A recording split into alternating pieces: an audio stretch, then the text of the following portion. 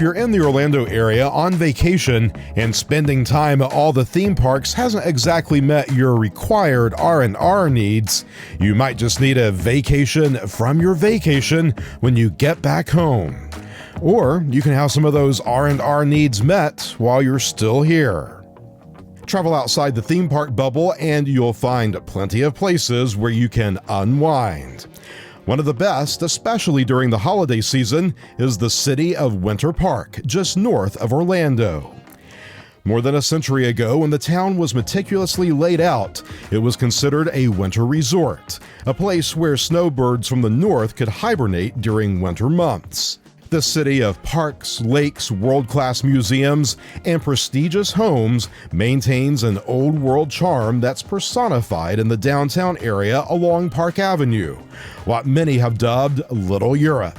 Along this brick-covered street, you'll find locally owned shops, boutiques, and restaurants, along with popular chains you might recognize. There's even a pottery barn inside an old movie house. A few months ago, we told you about 5 ways to spend a Saturday in Winter Park. In the video, we highlighted some of our favorites. Things like the Morse Museum, the Farmers Market, and the scenic boat ride were all featured on the list. Today, we're back on Park Avenue telling you about 5 more ways to spend a Saturday in Winter Park. From retracing the footsteps of a beloved children's television pioneer and a hotel that has the vibe of an art museum, to a shop where you can find some unique holiday decor, and I'll let you in on a secret to my favorite burger in Greater Orlando and how you too can order it. All of that and so much more straight ahead from Central Florida.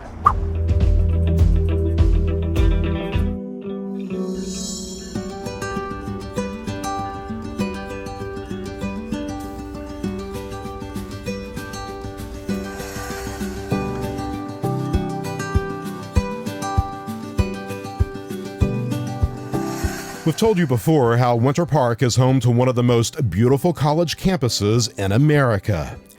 Established in 1885, Rollins College is Florida's oldest post-secondary institution. With its main entrance across from Park Avenue, the campus covers 70 acres on the banks of Lake Virginia. Several well-known faces have passed through this campus over the decades. But without a doubt, the name most associated with Rollins is everyone's favorite neighbor, the man you might have watched on public broadcasting as a kid, the late Mr. Fred Rogers. The pioneer of children's television walked these same tree-lined sidewalks and met with friends in between classes along these corridors. Rogers came to Rollins in 1948 as a transfer student, graduating with a degree in music composition 3 years later. It was on this campus where Rogers developed his unique worldview and curated his positive attitude. It's also where he met his future wife, Joanne Bird. The couple would often return to Rollins over the decades, even becoming Winter Park snowbirds in their later years by renting a house on Lake Osceola. While Mr. Rogers passed away in 2003, his legacy of kindness lives on every day at his alma mater. The college now offers a free self-guided walking tour for fans who want to explore the neighborhood that shaped Mr. Rogers. It's recommended you start your journey at the Olin Library, where inside you'll find a case with items that belong to Mr. Rogers, including a sweater knitted by his mother and worn on the show, and a pair of his famous sneakers. Pick up this free map when you're inside and then continue on the rest of your tour. Other stops include this marble Life is for Service plaque near Strong Hall that inspired Rogers as a student, and this stone on the college's Walk of Fame positioned in front of his old residence hall. The newest tribute to Mr. Rogers can be found in the courtyard of the historic Knowles Memorial Chapel.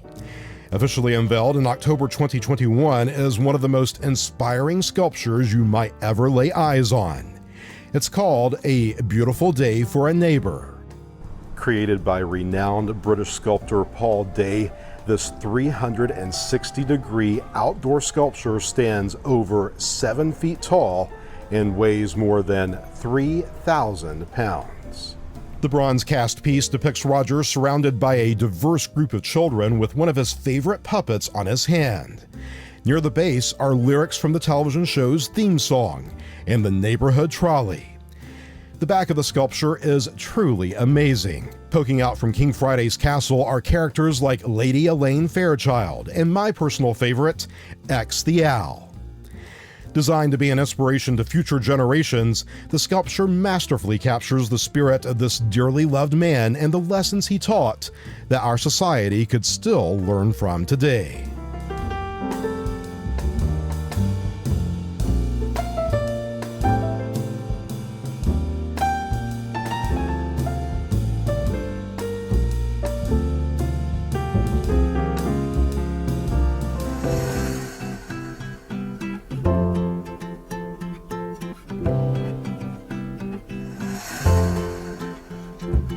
A 3-minute walk from Rollins College across Fairbanks Avenue is a one-of-a-kind hotel that is home to an impressive art collection.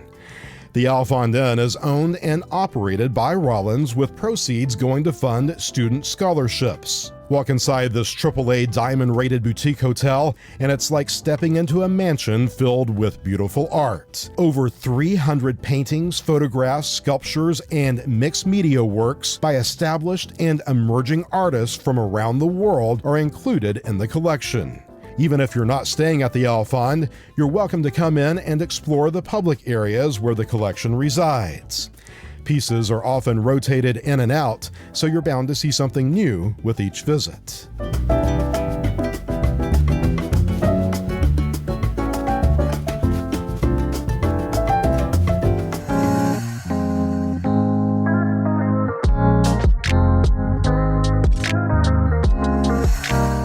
If you're like me and not the type to enjoy being dragged to the mall, a stroll down Park Avenue might be more to your liking.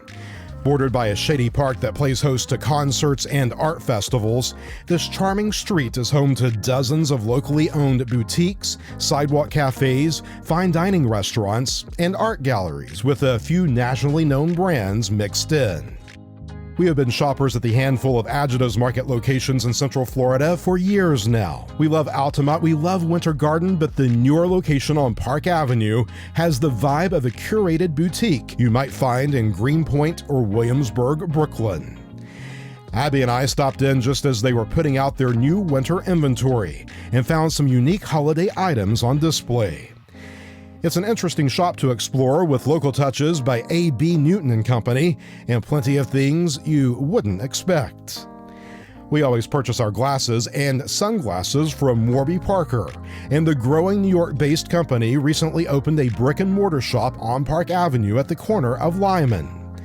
This sun-filled storefront gives customers a chance to try on new styles in person rather than depending solely on home try-on, which sometimes can be limited when it comes to selection.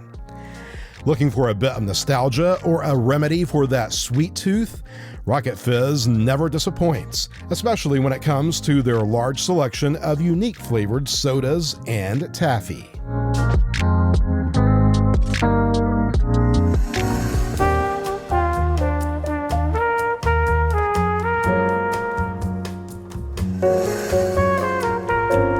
A couple of blocks west of Park Avenue is one of the city's most historically significant neighborhoods, Hannibal Square. Inside the Heritage Center, visitors can learn details about how Winter Park came to be, thanks to members of the African American community who resided in this very neighborhood. It was print shop owner Gus Henderson who in the 1880s rallied black registered voters to cast their vote to make Winter Park an official city. Today, this neighborhood is home to a number of shops, including one of Abby's favorites, Rifle Paper Company, a park with a molecular dog statue, and several places to eat.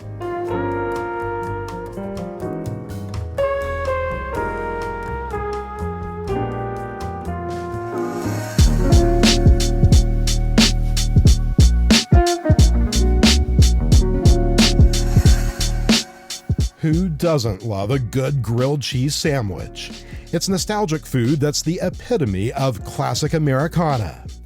Here at Toasted in the Strip Plaza on Aloma Avenue, they elevate the grilled cheese sandwich using locally sourced ingredients prepared in-house. The result? A sophisticated sandwich with flavors that satisfy the grilled cheese purist and those with more adventurous palates. She usually goes for a simple grilled cheese, while I always order something that no longer is posted on the in-store menu. It's called the Triple B Burger, a thick patty topped with applewood smoked bacon and blue cheese on a locally sourced bun that never falls apart. While they no longer put blue chips on the sandwich, this is still hands down my favorite burger in the greater Orlando area. And this coming from someone who doesn't eat a lot of blue cheese. It truly does take the burger to a whole new level.